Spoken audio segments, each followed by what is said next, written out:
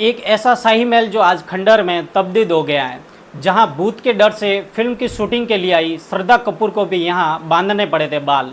कभी नवाबी महफिलों से आबाद रहने वाली इस ऐतिहासिक धरोहर में अब टूरिस्ट भी नहीं आते। ऐतिहासिक किताबों में लिखा इतिहास पढ़कर मन खुश हो जाता है। वहीं गौरवशाली दोहर की कहानी सुनाते किस्से, राजा महाराजाओं की कहानियाँ बड़ी ही रोचक लगने लगती है।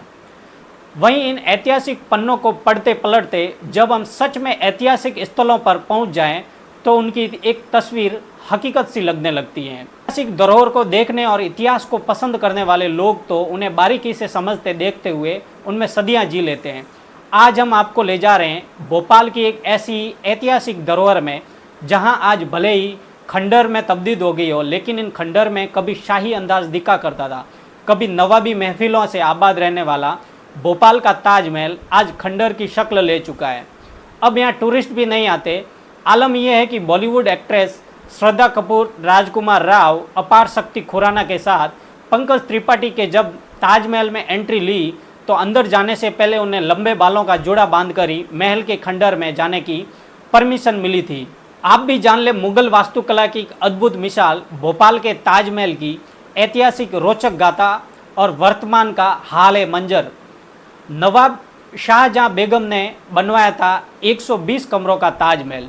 प्यार की मिसाल के तौर पर तो आगरा का ताजमहल दुनिया भर में जाना जाता है, लेकिन भोपाल में बना ताजमहल इसलिए मशहूर रहा क्योंकि इसका निर्माण भोपाल की नवाब शाहजहां बेगम ने करवाया था। खुद उन्होंने इसकी दरों दीवारों को करीने से तैयार करवाया था। इस भव्य ताजमहल में 120 कमरों के अलावा 8 बड़े हॉल भी हैं। इनमें शीश महल और सावन भादो मंडप शामिल है। महल की वास्तुकला ब्रिटिश, फ्रेंच, मुगल, अरबी और हिंदू प्रभावियों का अनूठ संयोजन है। इस खूबसूरत से महल को काफ़ी बारीकी से बनाया गया था, लेकिन अब महल को किसी की बुरी नज़र लग चुकी है। रख रखाव में कमी के कारण आज नवाबी इतिहास की कहानी कहता यह महल खंडहर की शक्ल ले चुका है।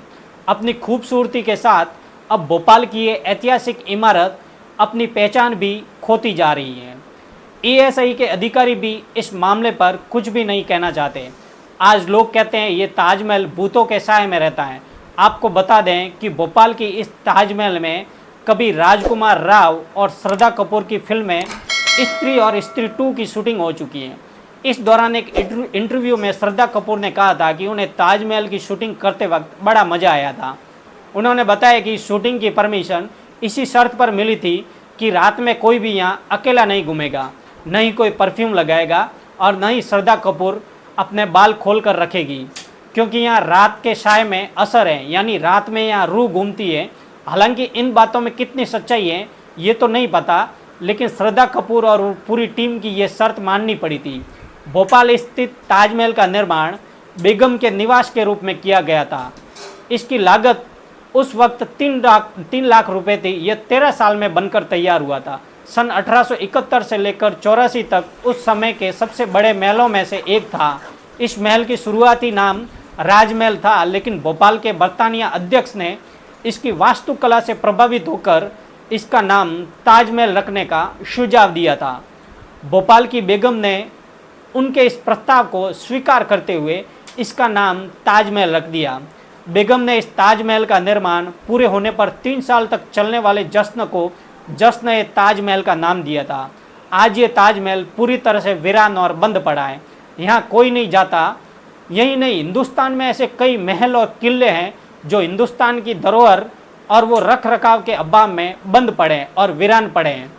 तो फ्रेंड्स, अगर अभी तक आपने मेरे चैनल को सब्सक्राइब नहीं किया है तो अभी जाके चैनल को सब्सक्राइब करें और बेल एक आइकन ज़रूर प्रेस करें, ताकि आने वाली हर वीडियो की अपडेट आप तक पहुंचती रहे। तब तक के लिए अपना ख्याल रखें।